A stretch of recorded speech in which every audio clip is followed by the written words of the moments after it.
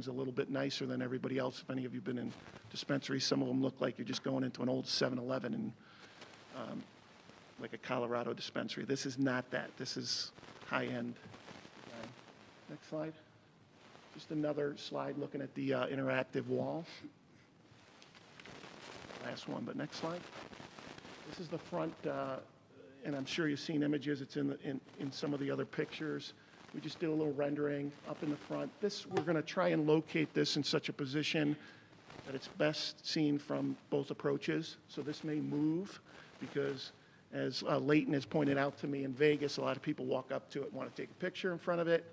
It's a little smaller scale than the one they have in Vegas, which is enormous. It's in a plaza, and there's some discussion about maybe a water or fire feature, depending. Chicago's obviously a different climate than Las Vegas is.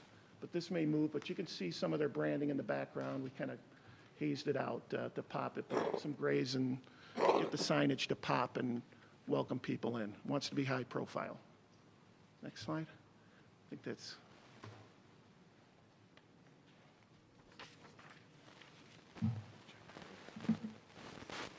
Friendly, not requiring someone to remove the drive-throughs, then with the thought that in 2, 4, 5 years, it may be then permitted or allowed, and a business having to build something that we recently told them to tear down. So I think that this is those must be, odor-proof packages that then prevents a negative impact,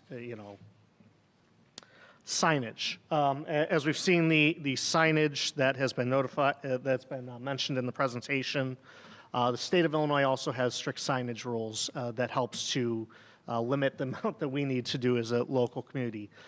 Things such as cannabis leaves, the word weed are things that I believe that are within the state law that is not allowed.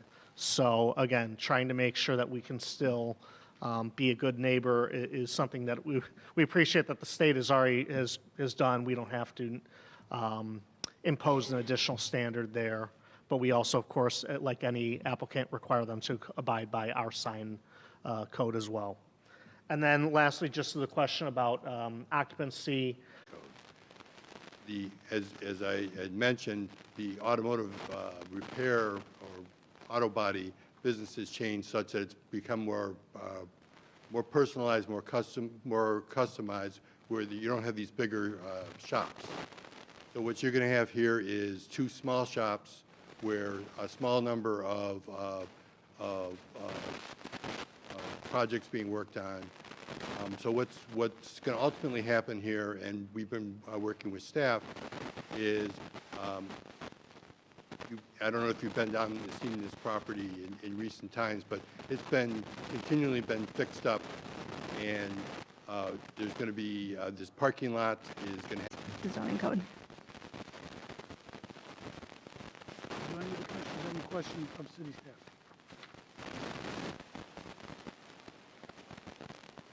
Okay. I guess at this point I would like to ask for a recommendation regarding item 5.2 zoning calendar number 2683, which is a request by the petitioner Marcos Ruby and Victor Hugo Perez for a variance on lot size requirements for an automotive repair shop in the B3 district at 545 Benny Avenue. Motion by Commissioner Haug to recommend approval. Yes. Second by Commissioner Anderson. And we go into discussion on the motion. We do have a letter that was submitted for this item 2683 by Jose Zuniga. He has no objection to the variance in minimum lot size from 15,000 square feet to 10,000 square feet, but must not have congestion. Okay. Do we have any further discussion on the motion?